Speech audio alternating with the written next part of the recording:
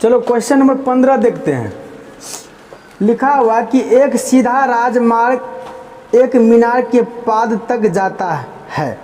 एक सीधा यानी कि क्षैतिज रेखा, एक सीधा राजमार्ग कहाँ तक जाता है? एक मीनार है, उसके पाद बिंदु तक जाता है। पाद बिंदु मतलब पाँव, ये मीनार है, इसके पाद बिंदु तक आया। ठीक, मीनार के शिखर पर खड़ा, मीनार के शिखर पर खड़ा है कोई एक आदमी एक कार को 30 डिग्री के अवनमन कोण पर देखता है। यहाँ से अगर नीचे की ओर देखा तो अवनमन होगा ना, तो 30 डिग्री के कोण पर देखता है। तो देखो अवनमन यहाँ बनता है ना, देखो यहाँ बनाओ यहाँ बनाओ, ये दोनों बराबर होता है, तो हम यही बनाते हैं। कितना डिग्री के कोण पर देखता है? 30 डिग्री के कोण पर देखता है।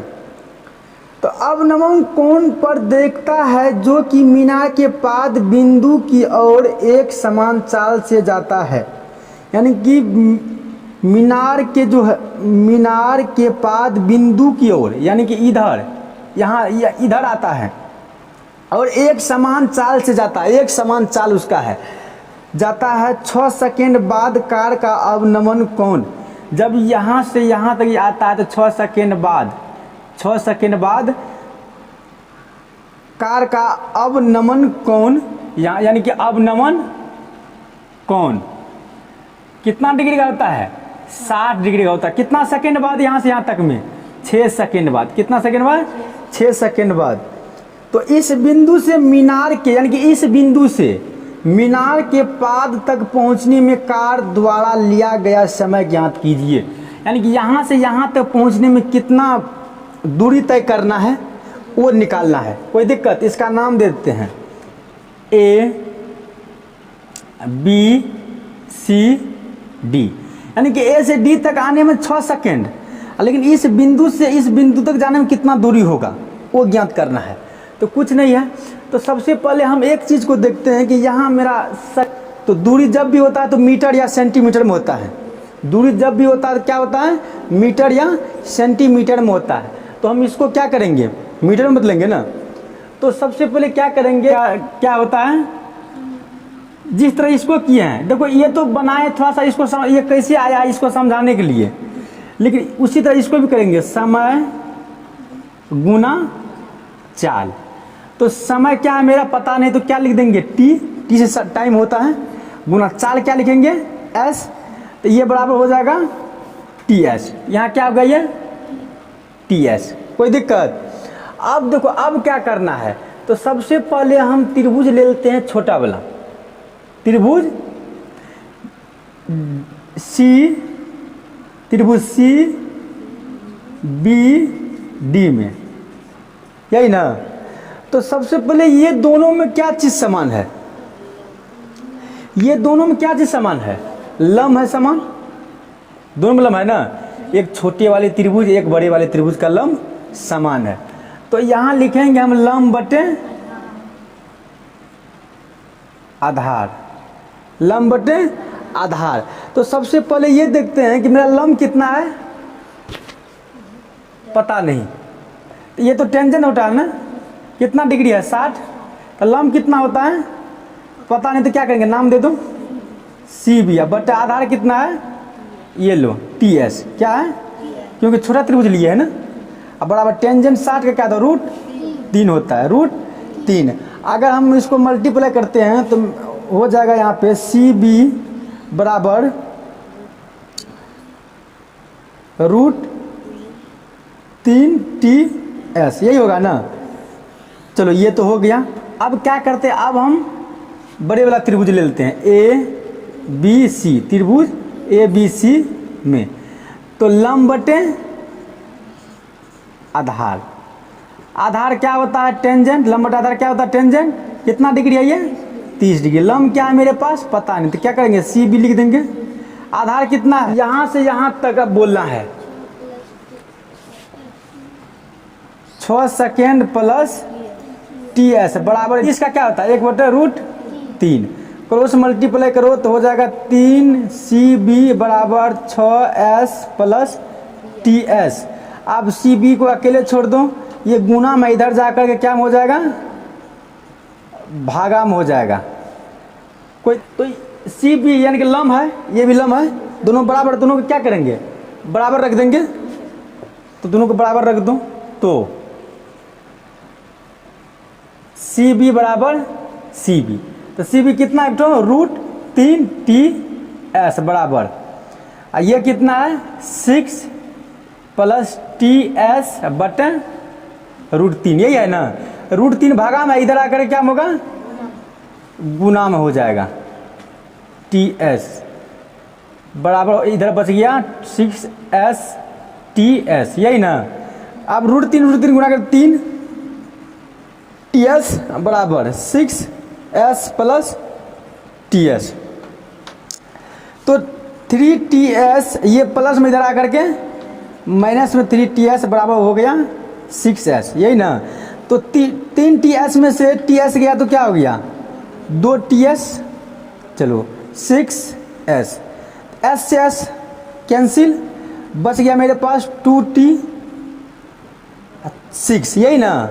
अब क्या करेंगे, हम T को अकेले छोड़ देंगे, 6/2, इसको काट दो, T बराबर क्या आ गया 3, यानी क्या आ गया T बराबर, यानी कि ये 3 सेकेंड, इसका क्या T कितना निकल गया है 3 सेकेंड, कितना निकल गया है 3 सेकेंड, यानी कि D से B तक की दूरी कितना है 3 सेकेंड। कोई दिक्कत, A से D तक की दूरी तो 6 सेकेंड दिया हुआ था, लेकिन हमको निकालना था DB ना, तो DB कितना निकल गया 3 सेकेंड। कोई दिक्कत, तो चलो अगला प्रश्न देखते हैं।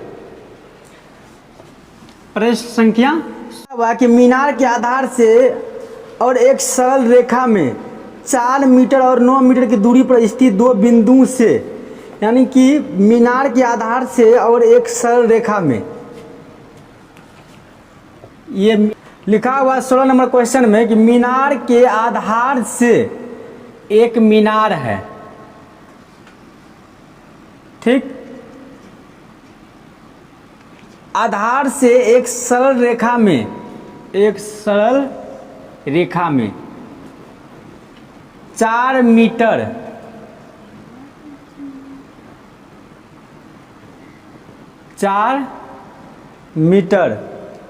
और 9 मीटर की दूरी पर स्थित दो बिंदु से मीनार के शिखर का उन्नयन कोण, दो बिंदु से, यानी कि एक बिंदु तो यहाँ आ गया, ठीक, उसके बाद एक बिंदु यहाँ आ गया, दो बिंदु से मीनार के शिखर का उन्नयन कोण पूरक कोण है। सिद्ध कीजिए कि मीनार की ऊंचाई क्या है, यानी कि सिद्ध कीजिए कि मीनार की ऊंचाई क्या है, यानी कि यहाँ से यहाँ तक की दूरी इसका कितना है 9 मीटर, कितना है टोटल 9 मीटर, यानी कि इसका नाम देते हैं ABCD, ठीक।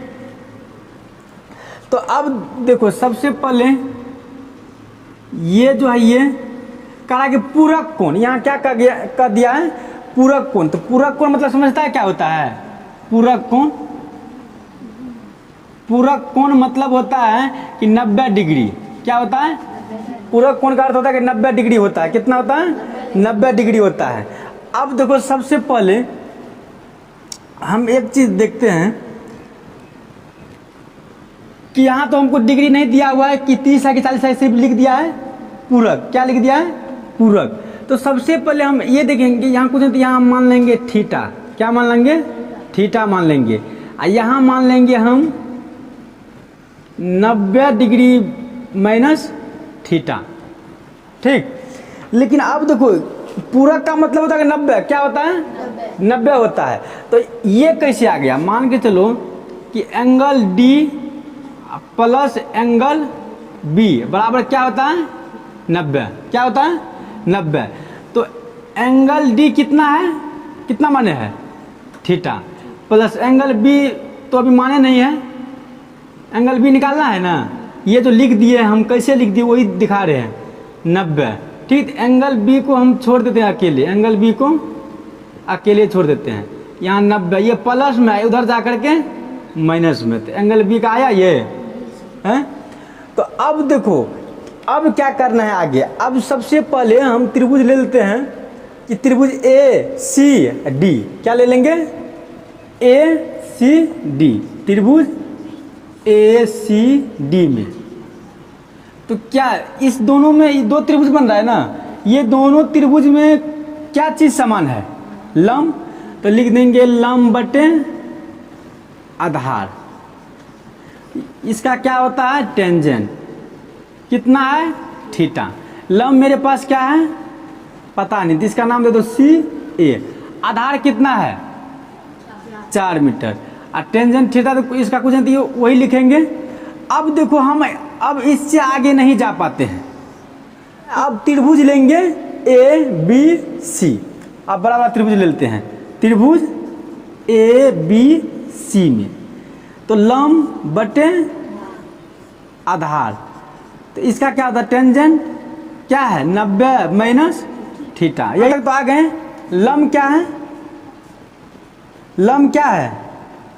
कुछ नहीं, तो यहाँ लिख देंगे सी ए। आधार कितना है? टोटल ए बी यानी कि 9 मीटर। उसके बाद इस यानी कि टेंजेंट 90 में थीटा क्या होता है? कोट थीटा होता है। ये दोनों को चेंज करें तो कोट होगा ना, थीटा का थीटा उतरेगा ना, हैं?